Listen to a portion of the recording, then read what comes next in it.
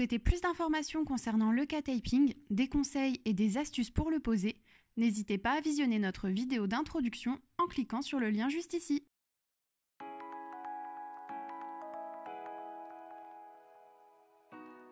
Nous allons vous montrer une application de K-Taping à visée de drainage lymphatique sur le membre supérieur. L'objectif de cette pose est de créer un soulèvement des tissus et de générer différents gradients de pression pour permettre les échanges liquidiens et améliorer le drainage lymphatique. L'action est efficace tout au long de la journée grâce aux mouvements que le patient va effectuer et qui vont permettre cette action de pompage par le tape. Dans le cas d'une application lymphatique, nous allons poser en premier la base au niveau du ganglion lymphatique par lequel doit s'écouler la lymphe en amont de la zone à traiter. Le sens d'application se fait donc du ganglion lymphatique vers la partie distale de l'œdème. Pour réaliser le drainage du bras, nous aurons besoin de deux bandes de tape distinctes, une pour la face interne du bras et une pour la face externe. Pour drainer la face interne du bras, on place le patient assis avec le bras à traiter à 45 degrés d'abduction d'épaule et en rotation externe, ce qui nous permet d'avoir un étirement de la peau au niveau de la zone à traiter. Dans cette position, on évalue la longueur de bande nécessaire au montage. On part du ganglion axillaire vers le pli du coude, légèrement au-dessus du pli. On va ensuite couper la bande en conséquence.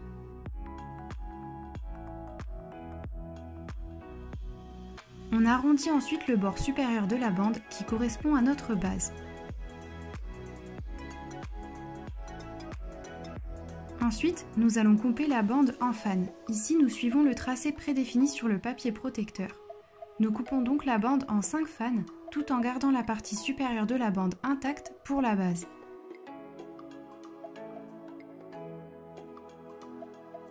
On peut ensuite arrondir les bords de chaque bandelette pour obtenir une meilleure adhérence.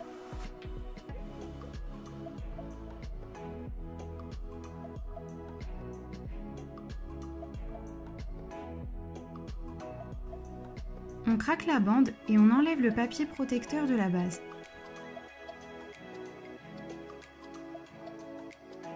En position neutre, on pose la base sans tension au niveau du ganglion axillaire. On va ensuite posturer le patient dans la position d'étirement de la peau afin de poser les bandelettes. On pose chaque brin sur la peau en direction du transport de la lymphe, ici le pli du coude. Nous posons les brins en éventail légèrement ouvert sur la zone à traiter. Il faut savoir que pour l'action drainante, les brins doivent légèrement dépasser de la zone à traiter afin d'englober l'œdème. On va donc saisir le premier brin, enlever le papier protecteur dans la longueur avec la main caudale, tout en conservant l'extrémité, sur environ 2 travers de doigts, qui servira de base terminale. La main caudale maintient l'extrémité inférieure du brin et enlève le papier protecteur, tout en dirigeant le brin vers le pli du coude, pendant que la main crâniale applique pas à pas le tape sur la peau, sans tension. On pourra ensuite enlever le papier protecteur du point d'ancrage et le poser sans tension. On répète l'opération autant de fois qu'il y a de brins en s'assurant de poser ceux-ci en éventail légèrement ouvert, car il ne faut pas que les brins se chevauchent. Après avoir posé les brins, on active la bande. On va donc frotter dans le sens des extrémités jusqu'à ce que la bande chauffe sous nos doigts, tout en prenant soin de ne pas faire d'aller et venue.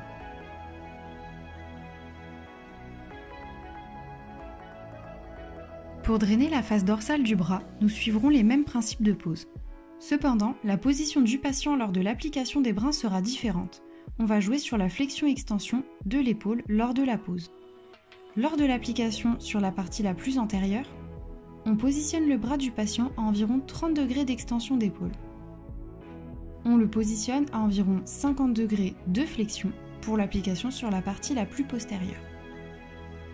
C'est donc à partir de cette position de flexion que nous évaluons la longueur de bande nécessaire. On part du ganglion supraclaviculaire et on s'arrête au-dessus de l'olecrâne au niveau du coude. On coupe ensuite la bande en conséquence.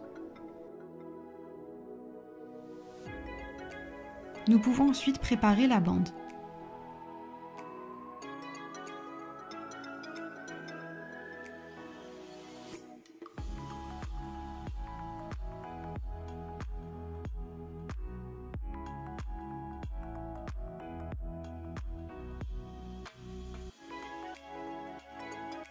On commence par craquer la bande et enlever le papier protecteur de la base. En position neutre, on pose la base, sans tension, au niveau du ganglion supraclaviculaire.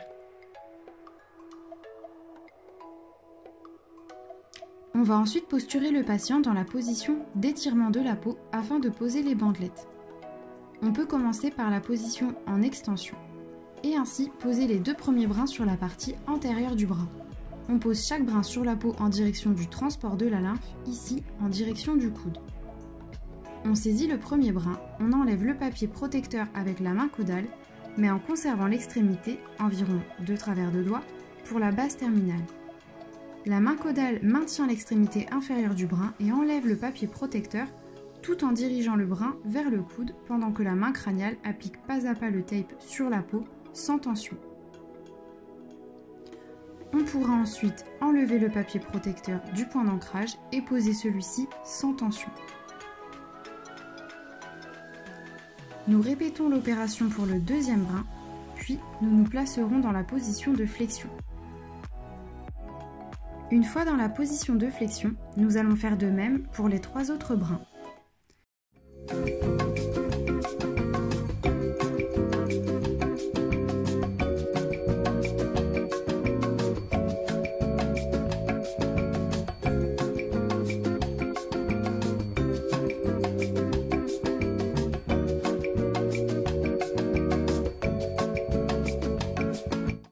Two hours later.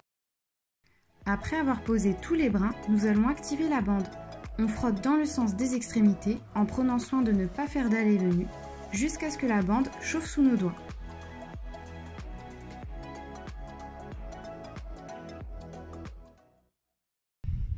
Ça y est, c'est terminé. N'oubliez pas de préciser à votre patient qu'en cas de démangeaison, de gêne ou de douleur initiée par le tape, il faut le retirer immédiatement. Pour encore plus de poses de tape et de conseils, n'hésitez pas à vous abonner à cette chaîne, à liker, partager cette vidéo et à réagir dans les commentaires. Et à la semaine prochaine pour un nouveau tuto tape.